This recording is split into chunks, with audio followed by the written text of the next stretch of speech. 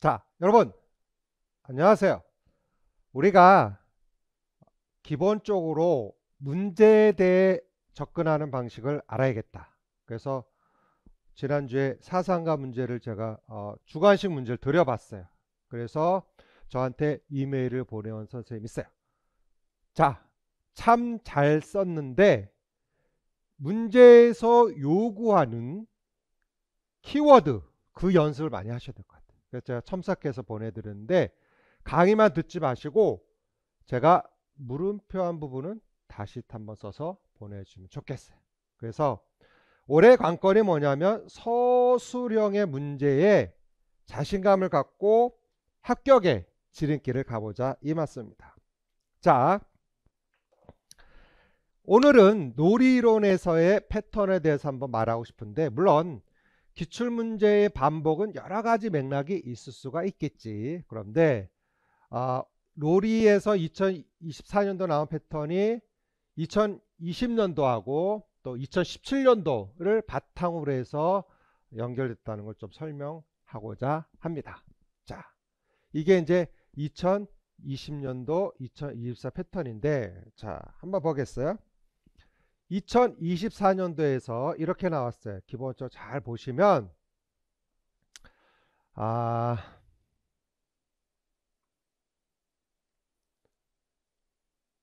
출제자들이 연구의 부족이다. 난 그렇게 얘기하고 싶어. 그리고 이 문제의 2024년도 출제자는 누군지 알아. 이 문제. 참으로 안타까운 건 뭐냐면 유보통합에 관련돼서 했던 분이 이제 또 들어갔다는 거지. 근데 뭐 그건 뭐라 할 수 없지. 자, 한번 볼까? 2020년도에 이런 문제가 있었죠. 선생님, 쌓기 영역의 놀이가 활발하게 잘 지내는데 어떻게 하면 좋을까요? 이런 질문을 썼지. 자, 얼마나 웃겨.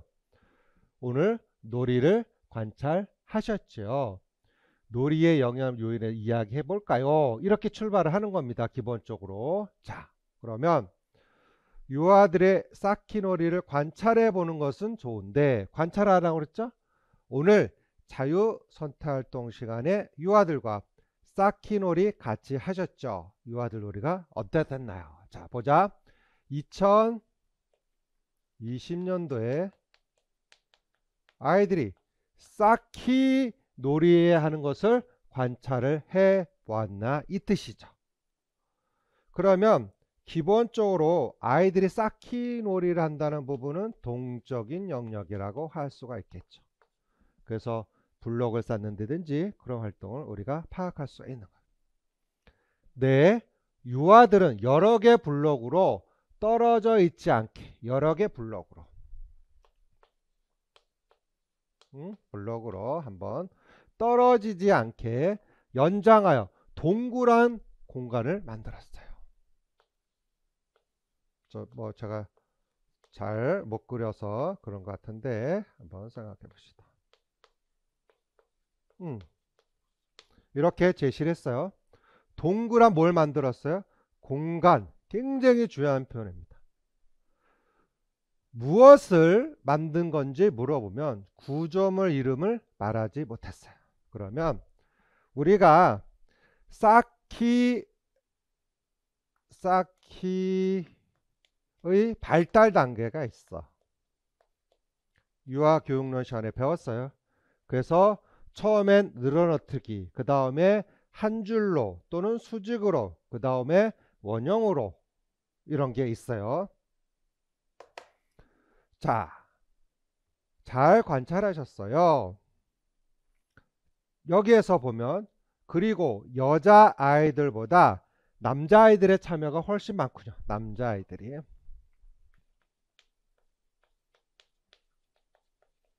이거 지금 중요한 단서야. 내가 설명할까 조금 있다. 앞으로 시험 문제 나올 걸 내가 말하고 싶은 거야 지금. 그 다음에 보겠어요. 쌓기 영역의 기억이 높아지면 그런 모습이 나타날 수도 있지요. 자, 여자아이들보다 남자아이들 참여가 훨씬 많군요.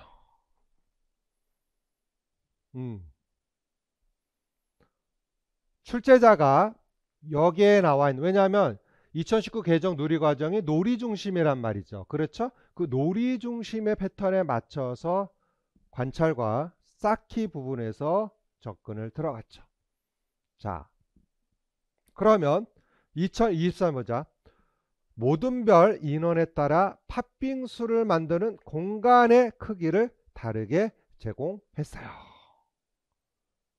자, 그러면 지금 제가 계속 말하고 싶은 게 뭐냐면 공간이란 단어 나오죠. 공간.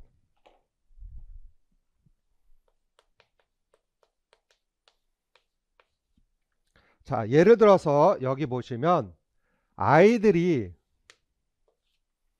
쌓기 영역이 있고 역할 영역이 있다고 가정해 봅시다. 그러면 예를 들어서 역할 영역 부분이 더 필요하다라고 가정한다면 여기 부분을 좀 줄여줘야 되겠지. 이게 2019 개정 누리과정의 핵심이야. 공간의 융통성이 필요한 거지. 그런데 2020년도에 이렇게 해서 시험 문제 물었어. 쌓기의 기억이 높아지면, 뭐가 높아지면, 이게 힌트지. 이게 힌트지.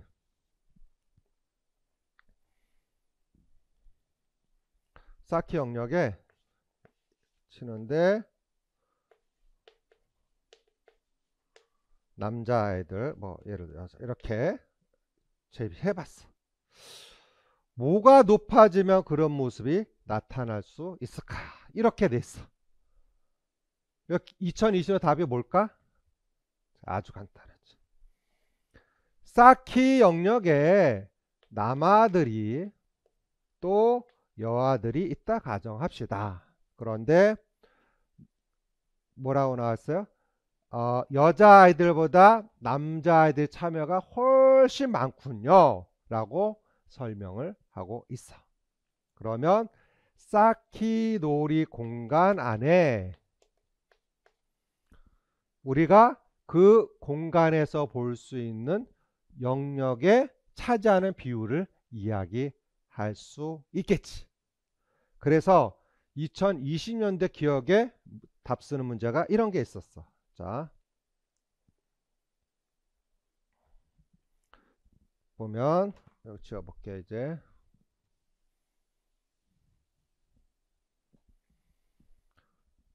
이번 주에 역할놀이 영역의 공간을 넓혀 줬더니 옆에 있는 쌓기 영역 공간이 좁아졌어요.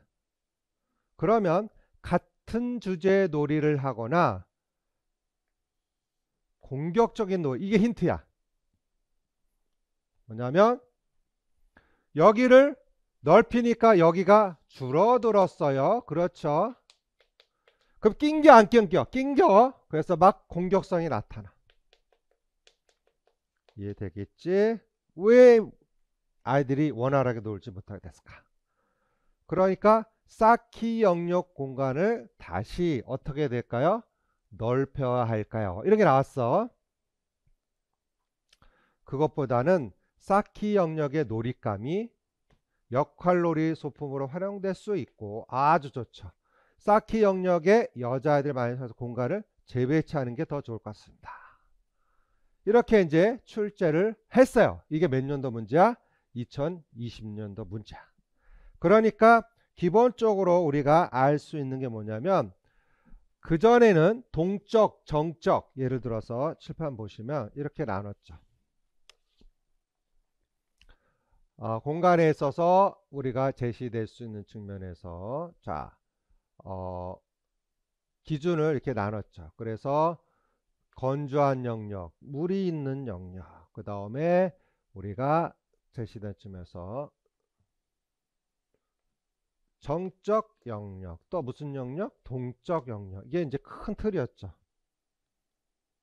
그래서 건조하고 정적 영역은 언어, 수, 또 조작 영역을 얘기했었죠. 과학도 되겠어. 반면에 건조하고 동적의 대표가 쌓기. 역할 또 음률 영역을 이야기하고 있었죠. 그래서 기본적으로 우리가 볼 수 있는 측면에서 정적이냐 동적이냐 때에서 이런 얘기했죠. 즉 언어는 정적이기 때문에 어디와는 쌓기는 뭐야? 동적이니까 인접 배치하지 말라. 이런 게 시험지에 나왔던 거죠. 과거에.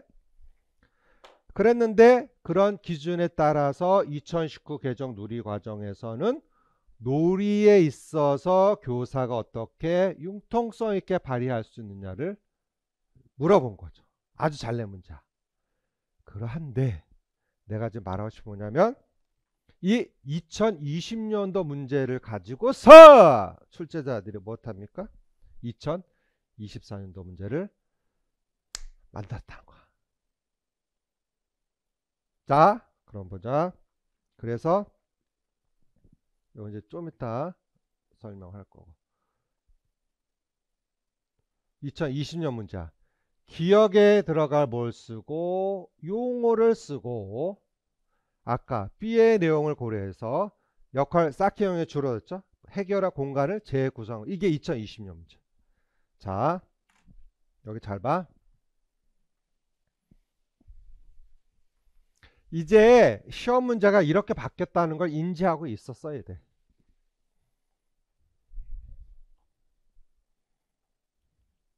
단답형은 왜 이래? 답이 명확해. 하지만 여기 잘 봐. 공간을 재구성하는 한 가지에 쓰셔 이렇게 나왔지.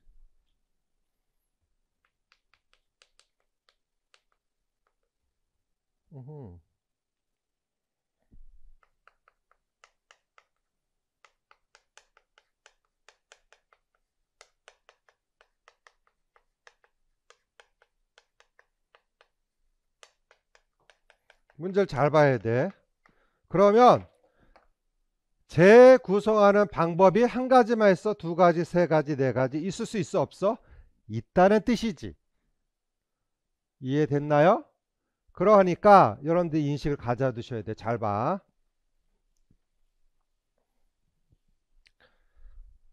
앞으로 시험 문제는 이 서술형이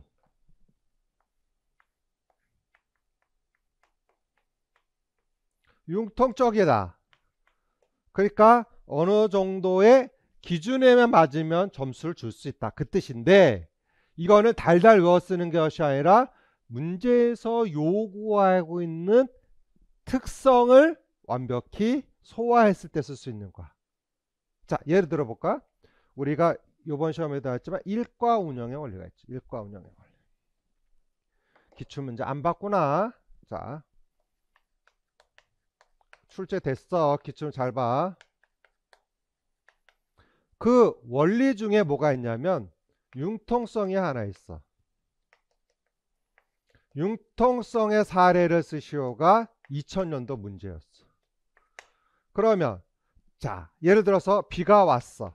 그러면 실내에서 뭐 할 수 있어요? 아이들이 운동을 할 수 있겠지.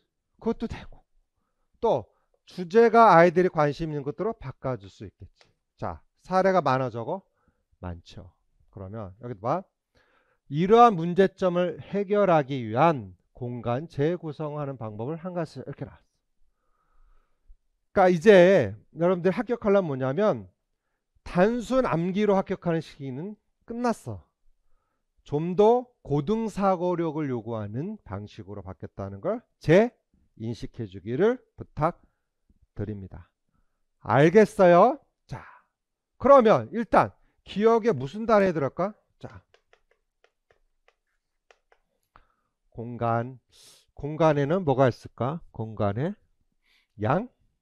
자, 우리가 이제 물리학을 좀 얘기할게. 밀도는 부피분의 질량이다. 이런 설명을 할 수 있어. 무슨 얘기냐? 부피가 크면 밀도는 작아지겠지. 근데 기본적으로 질량하고는 비례가 되겠지. 뭐냐? 예를 들어서 우리가 지하철이 이렇게 있어. 아침 출근 시간에 어때요? 빽빽해 하잖아. 짜증나지. 이거를 우리가 밀도다 이런 얘기를 할 수 있어. 그러면 아이들의 공간의 밀도가 아이들의 놀이에 영향을 미친다 안 미친다? 미친다 이렇게 볼 수 있는 거지. 이것을 이제 출제자들이 초점 맞춰서 물론 대학 교재에도 나와 있긴 합니다. 자, 이걸 이해해야지 2024년 문제를 접근할 수 있어요. 자, 기억에 들어갈 용어를 쓰시오. 자, 아까 다시 보자.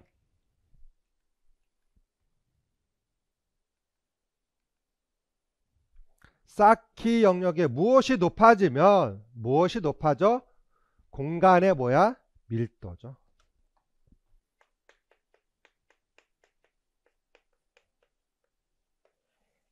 이런 거 갖고 시험지를 냈어. 밀도, 밀도, 밀도.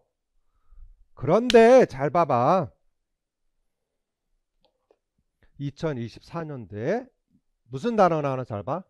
모든 별 인원에 따라 팥빙수 만드는 공간의 크기를 다르게 재서. 자, 팥빙수 만드는 공간, 요리 영역이겠죠. 팥빙수 재료를 교실 앞 한 곳에만 두었더니 유아들이 몰리면 서로 밀치고 있어. 자, 한 곳에만 뒀어. 이게 뭐야? 공간의 밀도죠. 그러면 다음에는 재료를 나눠주면 좋겠어요. 사자 모듬은 각자 떨어져서 팥빙수를 만들었는데 토끼 모듬은 구석에 다 같이 협동하여 팥빙수를 만들었어요. 자, 이거랑 똑같이 아까 남자아이들은 몰려있고 그렇게 되는 거죠. 지도사. 네, 유아들의 놀이에서 무엇의 밀도와 니은, 밀도 모두 영향을 미쳐. 이렇게 나왔어. 그러면 여기에서도 공간의 밀도 답을 원했고 그 다음 이제 밀도 요거 요렇게 해서 문제를 내봤어. 아이들의 놀이에 있어서 굉장히 중요한데 여기 잘 봐.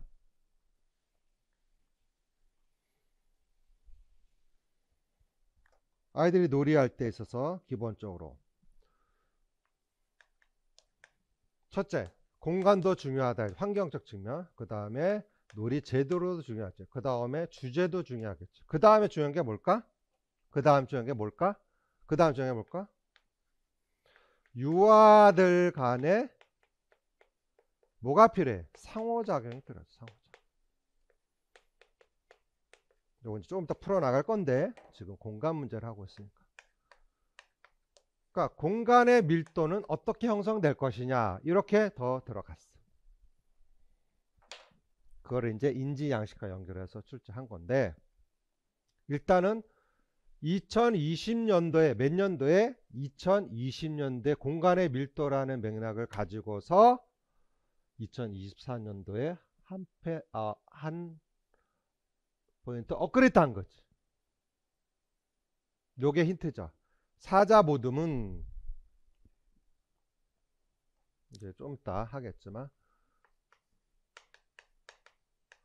또 어디 모듬? 토끼 모듬.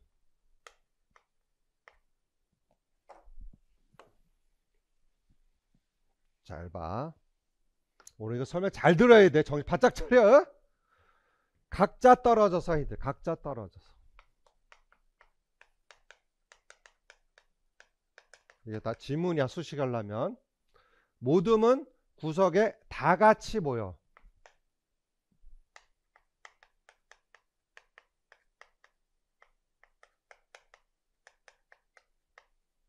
협동 이런 단어를 제시를 해놨어.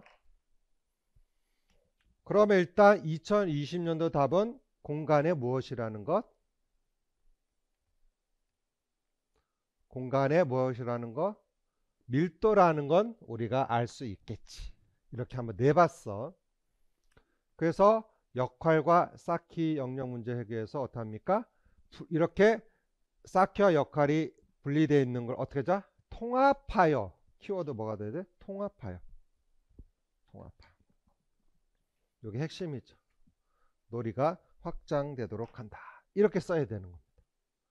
그래서 이런 부분은 놀이 2의 놀이 실행 자료에도 정확히 나와 있는 내용입니다.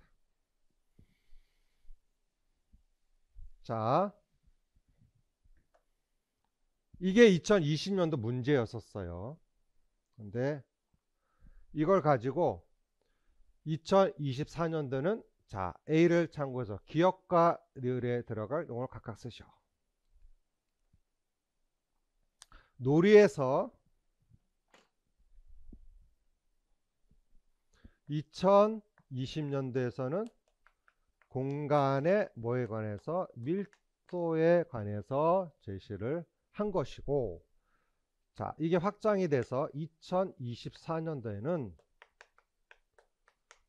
공간의 밀도를 나눴어. 뭐냐? 그 안에서 기본적으로 아이들이 혼자 노는지 단독으로 노는지 어울려 노는지 이렇게 제시를 해 봤어요. 그게 요 답이야. 그러니까 문제를 보시면 잘 읽으면 문제 지문이 나와. 기억과 니은에 대한 용어를 각각 쓰시오. A를 참고하라 했죠. A를 참고하라 했어. 여기 A에. 그러니까 아까 했던 사자 모듬은 각자 떨어져서 그 다음에 토끼 모듬은 다 같이 모여서 이렇게 제시를 한 거죠. 그게 힌트야. 요걸 가지고 이제 출제자가 변형을 한 거다. 이렇게 얘기를 할 수 있겠지. 그래서 여러분들이 이제 아셔야 될 게 뭐냐면 2020년도 문제를 가지고서 이렇게 조금 변형이 된 것이고, 이해가 됐어요? 이걸 바탕으로 해서 이 문제가 이제 나옵니다. 2024년도. 이게 이제 오늘의 핵심 하이라이트인데,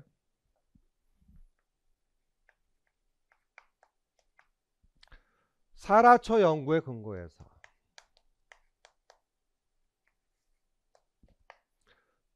B에서 디귿이 선호한 경향 노래 두 가지. 자, 이거는 이제 기출 문제 찾으면 나오니까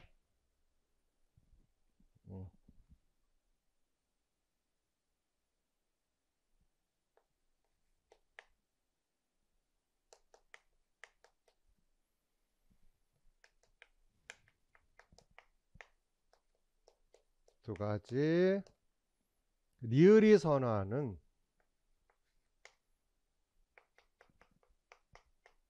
놀이 특징 한 가지 쓰라고 했어.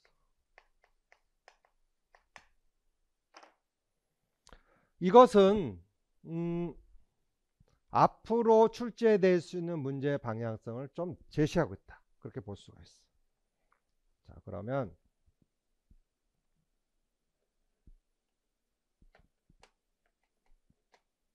어디 갔나? 조금만. 자, 이게 이제 제가 PPT로 캡처가 잘 안 돼서 끌어온 건데 2024년 문제입니다. 저는 실습이 시작된 후 3주 동안 관찰하면서 우리 반 유아들이 선호한 놀이를 기록해 보았어요. 자, 그래서 누구는 지연이는 친구들과 역할놀이를 가장놀이에 오래 즐겨 했고요. 또 누구는 라이는 혼자 퍼즐 맞추기를 좋아했어. 민성이는 친구들이랑 집단 게임하는 걸 좋아했어요. 그리고 누구는 가은이는 술래잡기가 제일 재밌다고 했어요. 그리고 예람이는 혼자 하는 블록을 가장 좋아한다고 했어요. 자, 여기서 이제 우리가 알아야 될 게 뭐냐면, 자, 여기 잘 따라오세요. 카메라.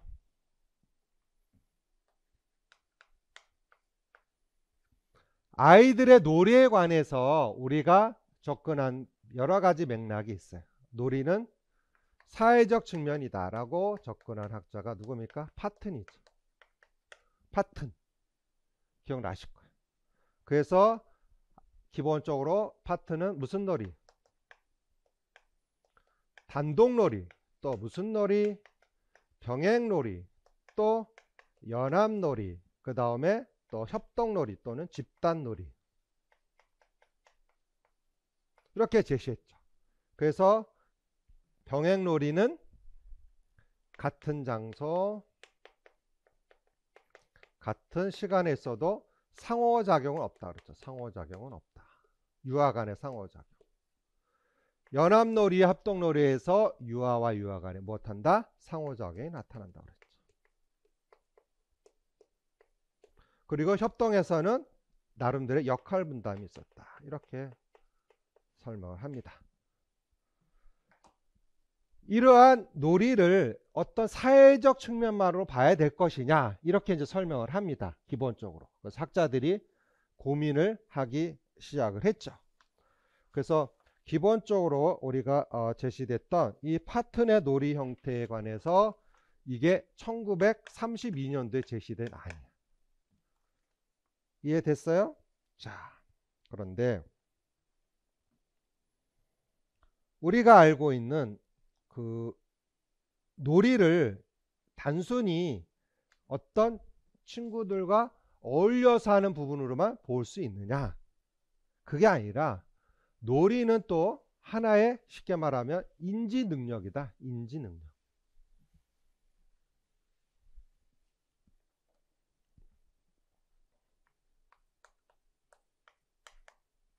그래서 피아제 또 스밀란스키가 연결되는 거죠. 다 기억해놔야 돼. 그래서 놀이를 기본적으로 제시될 수 있는 인지 측면에서 나눴죠. 68년대 1968. 그래서 여러분들 잘 알다시피 스밀란스키는 기능놀이. 이거 다 기억나. 반복하는 거. 그래서 피아제 이론하고 유사하게 되는 거죠. 그 다음에 구성놀이. 그 다음에 극놀이. 그 다음에 규칙이 있는 게임. 이렇게 제시를 했죠. 기억납니까? 자, 이렇게 해서 아이들의 놀이 유형을 인적 측면에서 물어봤었어요. 그런데 이제 뭐가 나오냐면 아이들의 놀이를 단순하게 사회적 측면이냐, 또 무슨 측면? 인지적 측면이냐, 예를 들어서 그 부분 한 가지로만 이야기할 수 있는 게 아니라 이제 무엇과 사회와 인지를 합쳐보자, 이렇게 됩니다. 그래서 여러분들 알다시피 루빈이라는 학자는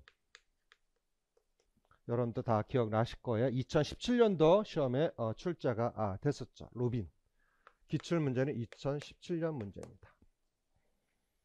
그래서 제시된 측면에서 이렇게 단독, 파트너, 그 다음에 병행, 기출 찾아보면 나와. 집단과 인지 측면, 기능, 극놀이, 또 구성놀이, 또 극놀이, 규칙 있는 게임, 이렇게 제시를 한 것이죠. 이게 몇 년도야? 2017년도 기출 문제인데 여기에서 제시된 이런 루빈의 기준은 여러분들 알다시피 1977년도에 이론을 제시한 거예요. 그래서 여러분들이 눈치를 채셔야 되는데 이번 시험에 들어간 선생님은 여러분들 잘 알다시피 교직논술 주제로도 많이 출제했던 교수님입니다. 왜 이 얘기를 하냐면 요 뒤에 문구가 중요해요. 요 뒤에. 그러니까 루빈 문제도 다 알아. 기본적으로. 이숙재 교수님 쉽게 말하면 놀이 이론과 실제 책자에 나와 있어. 우리는 1977년도에 나온 맥락을 2017년에 시험지 한번 낸 거야. 그러니까 놀이를 바라보는 그 체계적 접근을 알고 있느냐, 이걸 물어본 거죠. 놀이를 단순히 유아와 유아의 상호작용이 사회적 측면에만 볼 것이다. 아니다. 아이들이 갖고 있는 기본적으로 그 연습놀이 또 제시된 측면에서 우리가 아이들이 그 인지적 측면에서 될 수 있느냐. 피아제가 얘기했죠. 동화 조절 평형을 통해서. 그래서 기본적으로 제시될 수 있는 사회 인지 부분을 합치게 된 거야, 연구자들이. 이해됐죠? 자, 그럼 루빈을 또 내면 또 쑥스럽잖아. 그런데 너무 웃긴 얘기 할까? 이 문제 누구? 키워드가 뭐냐면 여기 있는 유아 인지 양식에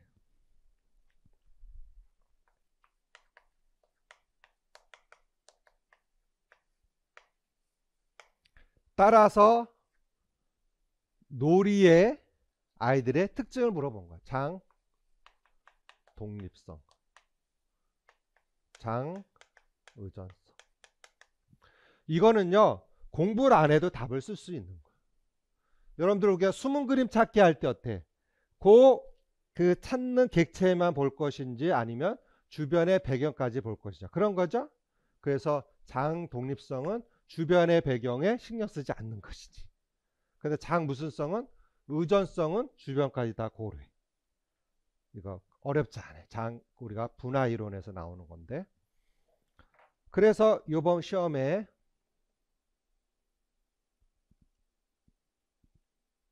이렇게 나왔죠. 사라초의 연구에 근거하여. 그러니까 사라초가 뭐지? 사라초는 교사론에 많이 나왔었죠. 그래서 뭐 진단자, 교수자 뭐 그런 거 찾아. 사라초가 뭐지? 이거 공부도 안 했는데. 그럼 중요치 않아. B에서 디귿이 선호하는 놀이경이야 두 가지 찾아 쓰시고. 찾아 쓰라고 했으니까 얼마나 감사해. 자, 디귿이 뭐야? 장 독립적인 유아 찾아 쓰고, 또 왜 안 올라가 자꾸. 리을이 선호하는 경향의 특징을 설명하고. 특징.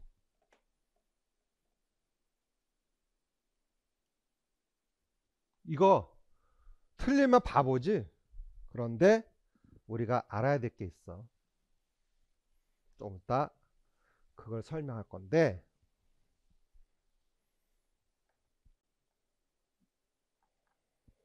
이러한 그 인지 양식에 따르는 연구가 내가 나눠줬지. PPT 가볼까요?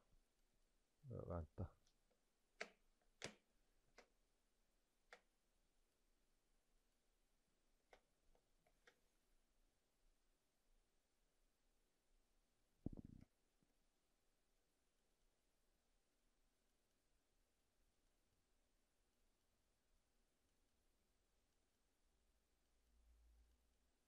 오늘 하이라이트입니다.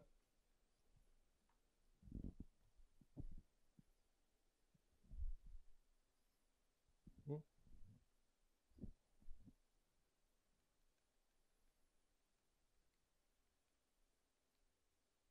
자, 이거 잘 보일지 모르겠네. 그래서 내가 이 연구물을 나눠드렸어요. 유아의 장 무슨성 잘 보입니까? 독립성. 이걸 좀 크게 볼 수 없을 것 같은. 장 의존 인지 양식에 따른.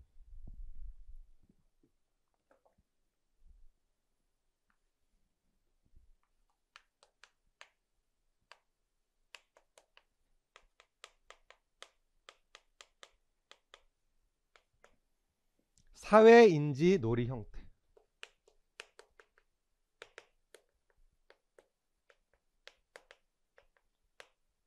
이 연구가 교원대 조부경 교수님 지도하에 진행이 됐어. 그래서 조부경 교수님은 아주 유명하신 분이에요. 근데 여러 측면에서도 우리가 알 수 있겠지만 이번 유보통합 그 통합 추진하는데 해서 여러 가지 애를 쓰고 계시죠. 내가 말할 수 뭐냐면 이분이 출제자에 들어갔다 볼 수밖에 없는 거죠. 그러니까 누가 관심 있는, 자기가 관심 있는 걸 낼 수밖에 있어 없어? 그럴 수밖에 없겠지요. 공감합니까? 자, 그래서 이제 제가 이제 쭉 자료를 많이 나눠드렸어요. 자, 그래서 인지 양식에 따른 놀이 형태 이렇게 이제 해서 여러분들 장 의존성, 그 다음에 장 독립성에 관해서 이제 그 연구물도 나눠드렸죠. 첫 번째 페이지 캡처한 겁니다. 그래서 기본적으로 장 독립적인 아이들은 기본적으로 어떤 나름대로의 판단에 있어서 주변 환경에 영향받지 않더라는 거지. 자, 그렇게 해서 이러한 분화 이론에 따라서 자, 독립적인 아이들은 기본적으로 사물을 지각할 때 그 사물에 둘러싼 배경에 영향받지 않고 장 의존성은 어떤 환경의 영향을 많이 받는다. 이렇게 볼 수가 있겠지. 그래서 이제 이 페이퍼에도 정리를 해놨어요. 그래서 제시된 측면에서 보면 대체적으로 장 독립적 유아들은 단독 놀이를 많이 해. 무슨 놀이? 단독 놀이, 혼자 놀이죠. 이거를 많이 하고 장 의존적 아이들은 사회적 놀이를 많이 나타낸다. 사회적 놀이.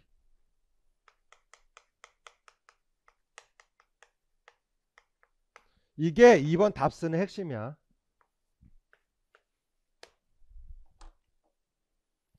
그런데 내가 말하고 싶은 건 아까 봤죠. 2020년 문제에서 쌓기 영역이 남자애들은 많이 몰려있고 여자애들은 그렇지 않더라. 그러면 성차에 관한 걸 또 들어갈 수 있어. 인지양식 갖고. 그게 활용할 수 있다는 측면이에요. 중요한 건 이거를 오늘 내가 말하고 싶었던 거야. 자, 같이 봐봐. 이제 남아인 경우 누구? 남아인 경우 남자아이는 주로 무슨 성에? 남아의 경우 장 독립적 아이들은 이게 시험에 나올 수 있다 이거야. 에? 알았지? 이게 중요해. 이제 조작 영역 놀이에 퍼즐 맞추고 하는 조작 놀이. 반면에 남아인 경우에 장 의존 쪽에는 속국과 블록 영역, 속국과 블록 영역. 이거 외워둬. 그럼 뭐냐 하면 잘 봐. 시험 문제 이렇게 나올 수 있죠. 남자애들은 속국과 블록놀이에 모여있고 이걸 설명해버려. 사라처 이론에 근거해서. 그럼 무슨 단어 써야 돼? 장 의존적인 단어. 오늘 수업 끝. 이해했어? 그걸 말하고 싶었던 거야. 그 다음에 이제 우리가 반면에 누구는 여아의 경우. 오늘 이거 끝이야. 강의 안 들어도 돼. 진짜야. 장 독립적, 장 의존. 그러니까 인지 양식에 따라서 하는 문제를 냈어. 무슨 놀이 하는지. 이건 2024년 문제야. 근데 한 템포 더 들어가서 사라처 연구 등 이제 우리가 사회와 인지 놀이의 통합에 관해서 더 확장해서 낼 수 있는 문제를 낼 수 있겠다라고 설명을 하는 거야. 장 의존적 유아들은 자 기본적으로 여아 경우는 장 독립적에는 블록놀이. 이거 시험 문제 나와. 나한테 나중에 울지 말고. 장 의존적 여자애들은 소꿉놀이를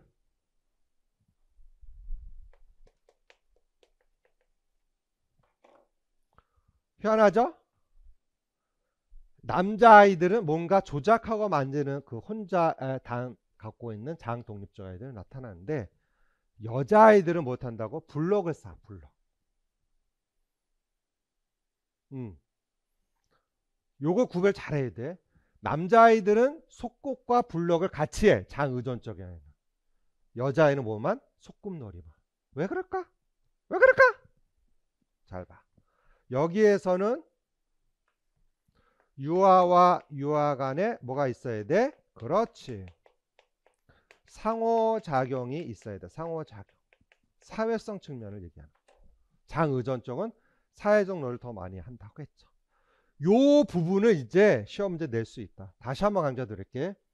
우리가 갖고 있는 커그니션 스타일, 인지 양식이라는 건 여러 가지가 있죠. 우리가 뭐 MBTI 아시잖아. 성격 유형을 16가지 만들었잖아. 그것도 이제 여러분 알을 게 뭐냐면 착각하지 마세요. MBTI가 나의 성격을 다 얘기하지 않습니다. 모든 심리 검사는 3개월 전에 검사한 것만이 명확하다 이렇게 설명할 수 있어. MBTI도 변해요. 저도 내향적인 줄 알았는데 한참 뒤에 보니까 또 외향적이 되더라고요. 그런데 요즘 뭡니까? 나는 S야. 너는 N이야. 그래 넌 달라. 천만의 말씀. 여러분 우리가 혈액형 갖고도 그러잖아. 난 A형이야. 뭐라고 그래. 아주 소심해. 그 다음에 B형. 웃기지 마세요. A형, B형, O형, A, B형 있죠? 혈액형 갖고 성격을 또 얘기할 수 없어. 왜 그런지 알아요? 몰랐지. 설명해줘? 자, 미국의 대부분의 혈액형이 4가지가 아니야. B가 훨씬 많아.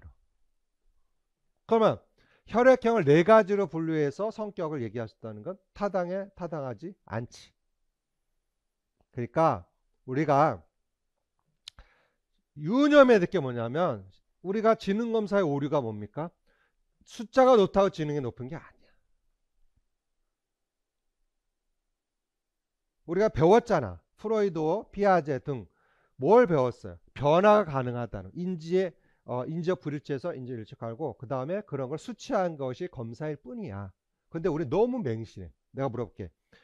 MBTI에 대한 속성을 알지도 못하면서 방송에서 드립다 띄우니까 뭐야? 넌 S지, 넌 N이지, 넌 I지, 나는 E지. 천만의 말씀. 성격도 변할 수 있다, 없다. 내가 뭐 말하고 싶어요? 여러분들 합격할 수 있다, 없다? 있다. 왜? 마음 먹기 따라 틀렸다. 바뀌어진다. 공감하죠? 자, 그렇듯이 사람의 인지 양식을 장독립적이냐 장의존적이냐 갖고 우리가 기본적으로 접근한 연구들이 많이 있었어요. 1900 후반기 연구 논문에도 많이 나왔던 거죠. 그래서 이러한 그 인지적 측면과 사회적 측면을 묶었던 게 이제 파튼 루빈이 제시를 했던 거 파튼과 시밀란스키. 그런데 거기에 이제 한 단계 더 들어가서 최근 80년대 후반에서는 사라초가 이제 인지 양식에 따라서 사회 인지를 또 묶어봤던 거죠. 이해가 됐나? 그런 측면에서 우리는 앞으로 시험의 추세를 파악해야 돼. 과거에는 단순히 파튼, 그 다음에 시밀란스키 단계에 묻다가 그 다음에 파튼과 시밀란스키를 묶었지. 그 다음에 우리가 루빈을 나오다가 이제 뭐가 들었다? 사라초를 또 해서 흔들어 놓은 거야. 여러분들 힌트 드릴게. 시험 문제 받으시면 그 학자가 나온다고 해서 떨 필요가 없어. 난 못 봤는데 천만에 봤어. 찾아 쓰라고 했잖아 사례를. 기억납니까? 자, 그러면 인지 양식에 따라서 내가 지금 이게 제일 중요해. 남자애들 장독립적인 남자애 장독립적 유아들은 단독놀이를 많이 못한다고. 단독놀이 무슨 놀이? 단독놀이 무슨 놀이? 무슨 놀이? 단독놀이 무슨 놀이? 단독놀이.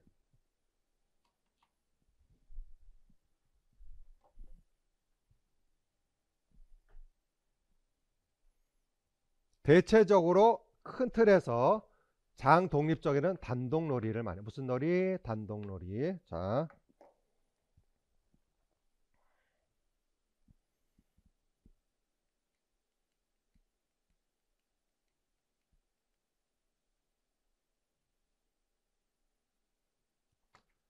자, 디귿의 선호하는 장독립적인 선호하는 놀이 몇 가지? 2가지를 찾아 쓰시오. 아까 사례 있었죠? 이게 왔다리 갔다라서 미안합니다. 자, 여기서 기본적으로 보자. 이제 이론 배웠지? 지울게. 보자. 지연은 친구들과 벌써 힌트가 죠. 친구들과 무슨 놀이? 이제 힌트죠. 친구들과 무슨 놀이? 역할놀이. 누구는? 라희는 뭐합니까? 혼자 퍼즐 맞추기.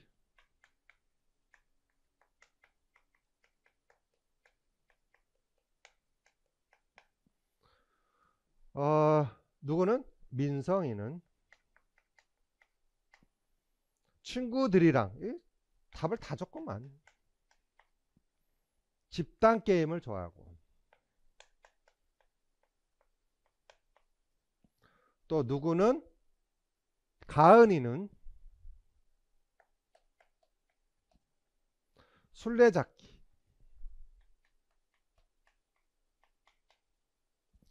또 누구는 예람이는 혼자 하는 블록놀이.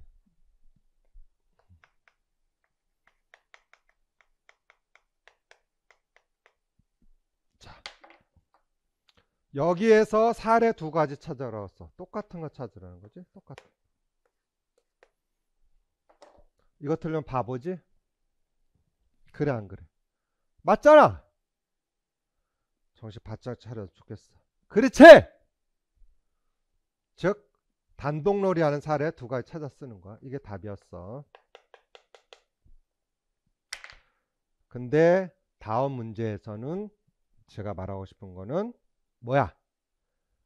남마와 여아의 차이를 모를 수 있겠다. 그걸 강조하는 거야. 자, 그래서 이제 혼자 단독을 하는 혼자 블록놀이가 됐고, 그 다음 아까 리을이 선호하는 게 뭐야?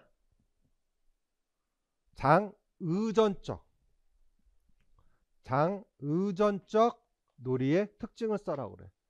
그 무슨 단어 써야 돼? 무슨 놀이를 선호한다? 사회적 놀이를 선호한다. 이 단어가 들어야 돼. 핵심 키워드가 사회적 놀이입니다.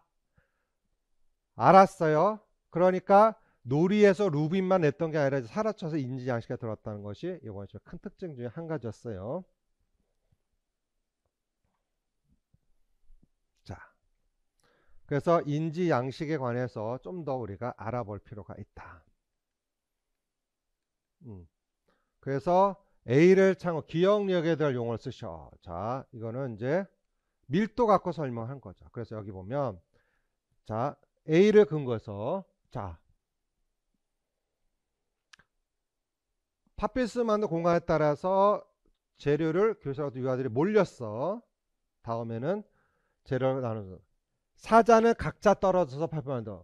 모둠은 구석에 다 같이 협동. 이게 힌트야. 그러면 유아들의 놀이에서 무엇의 밀도 모두 영향을 끼치더라. 이렇게 출제한 거죠.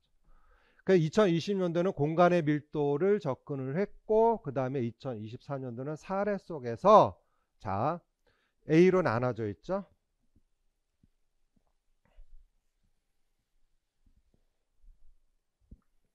보자.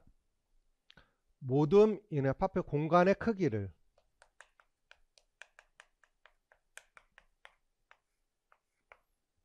다르게 정했고, 또 여기에서 사자 모둠과 토끼 모둠에서는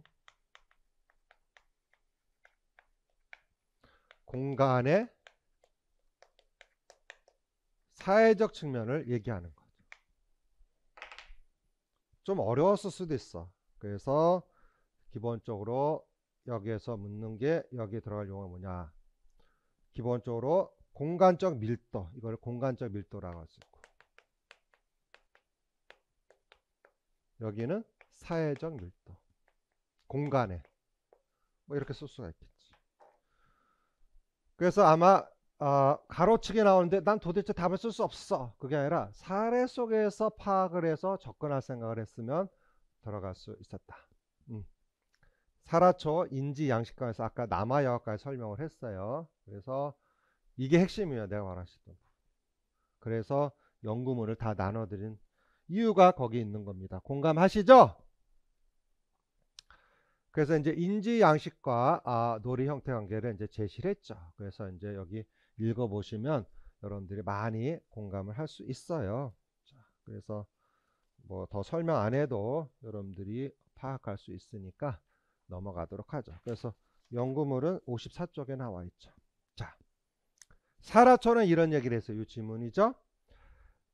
장의존적 아이들은 병행, 연합, 협동놀이를 차지했어. 사라초는 장독립, 장의존에 따라서 장독립적 아이는 단독놀이, 장의존은 병행, 연합, 또 협동놀이. 즉 이게 무슨 놀이야? 사회적 놀이지. 사회적. 이렇게 그걸 가지고서 1985년도 연구물을 가지고 2024년 대비 문제로 써먹은 겁니다. 공감됐죠? 그래서 기본적으로 해보니까 장 독립적이고 장 의존적 측면은 이제 우리가 유아용 수문 도용 찾기 검사를 가지고 해봤어. 그래서 보니까 기본적으로 나왔죠. 인지 양식에 따르는 장 독립적, 장 의존적을 제시가 됐어요. 그래서 여기 이제 빈도수를 얘기하는 거죠. 23.7%. 장 독립적 아이가 보세요. 병행과 집단놀이 비해서 월등히 뭐가 높아? 단독놀이가 높죠. 23.7%입니다. 예를 들어서. 그 다음에 우리가 제시된 측면에 보면 자, 장의존적 아이들도 인지 양식에 따라서 보면 단독놀이 또 집단놀이가 이렇게 제시가 돼 있어요. 그러면 장의존 쪽은 독립적이가 별 차이가 없네? 이렇게 생각할 수도 있겠죠. 그래서 기본적으로 연구를 하게 된 거죠. 그래서 제시된 측면에서 우리가 나왔듯이 장 독립적의 아이들은 기본적으로 제시된 측면에서 그 단독놀이는 가장 많이 했는데 여기 연구에 보면 자 아이들이 제시된 측면에서 집단놀이를 두 번째 많이 했고 그렇죠? 두 번째로 그 다음에 인지 양식에 따른 별 차이가 없었어요. 기본적으로 이렇게 제시를 해놨습니다. 그래서 이제 이 연구에 의해서는 그랬다는 뜻입니다. 이 연구에 의해서는. 자, 그래서 근데 이제 사라초 이론을 바탕으로 알고 있어야지. 이거를 무엇의 차이로? 남녀 차이로 얘기를 해본 거죠. 그래서 내가 말한 이거 남아 여아 이게 앞으로 시험에 나오겠다 그 뜻이죠. 그래서 보니까 연구를 해봐서 그래서 남아는 기본적으로 아까 얘기했듯이 집단놀이와 단독놀이에 기본적으로 장독립적인 경우에 장의존 남아 비해서는 집단과 단독놀이를 많은 장의존적 남아는 병행놀을 더 많이 보다. 이렇게 이제 이걸 바탕으로 해서 연구를 이제 해본 겁니다. 기본적으로 알겠죠? 그래서 앞에 말했던 그런 맥락에 이론적 측면을 가지고서 우리가 다음에 시험에서 써먹었으면 좋겠다. 그래서 여러분에게 말하는 핵심이 뭐냐면 이러한 측면의 사회 인정 논리를 장 독립성이냐 장 의존성이냐 가지고 시험 문제에 접근해 갈 수 있다는 걸 여러분들이 알아두시면 좋겠어요. 그래서 놀이론에서 가장 중요한 핵심이 뭐냐면 아이들의 놀이를 사회성과 그 다음에 인지적 측면에서만 볼 것이 아니라 그것을 연계해서 우리가 접근할 수 있다는 측면을 고려해서 우리가 파악을 해줘야 했다는 것. 그래서 많은 기출 문제가 있지만 이 기출을 통해서 내가 시사점을 주고자 해서 접근을 했어. 그러니까 그걸 맥락으로 해서 여러분들 다시 한번 사라초의 장의존성, 장독립, 인지양식에 따라서 놀이 형태를 나눌 수가 있지만 이제 남녀의 차이를 봐야 돼. 왜냐하면 자 2000 몇 년도 24년도 보시면 2020년 참 여기 있죠. 여자아이들보다 남자아이들이 참여가 훨씬 많고 찾았어. 그러하니 이제 시험 문제가 우리가 큰 틀에서 장 독립성, 장 의존성을 물었죠. 이제 남자, 여자의 측면의 인지 양식에 따라서도 접근할 수 있다 없다?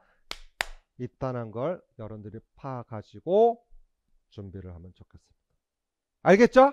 자, 잠깐 쉬었다 하겠습니다.